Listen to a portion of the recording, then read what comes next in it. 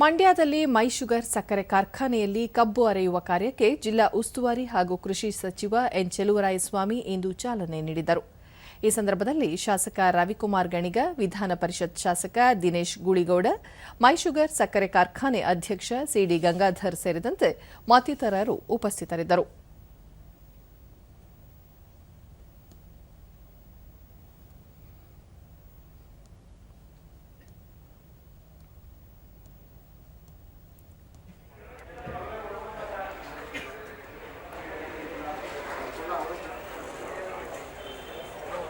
ಅನೇಕ ಸಮಸ್ಯೆಗಳು ಸರ್ಕಾರದ ಬಳಿಕ ಚೆಲುವರಾಯಸ್ವಾಮಿ ಮಂಡ್ಯದ ಮೈಸೂರು ಸಕ್ಕರೆ ಕಾರ್ಖಾನೆಗೆ ಪರ್ಯಾಯವಾಗಿ ಹೊಸ ಕಾರ್ಖಾನೆ ಸ್ಥಾಪಿಸಲು ಸರ್ಕಾರ ಚಿಂತನೆ ನಡೆಸಿದೆ.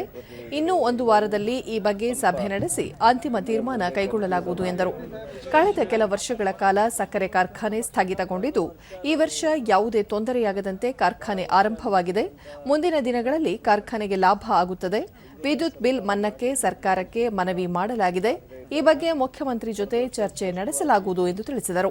50 ಕೋಟಿ ಪ್ರಾರಂಭ ಮಾಡಿದ್ದು ಈ ವರ್ಷ ಈಗ 1,90,000 ರಿಜಿಸ್ಟರ್ ಆಗಿದೆ. 2,50,000 ನಾವು ಅರಿಯುವಂಥ ಉದ್ದೇಶವನ್ನು ಇಟ್ಕೊಂಡಿದ್ದೀವಿ.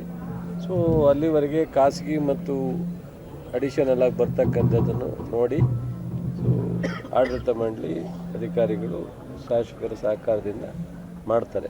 ಸೊ ಇವತ್ತು ಈ ಪ್ರಾರಂಭಕ್ಕೆ ಒಂದು ಕೆಲಸ ಮಾಡಿದೆ.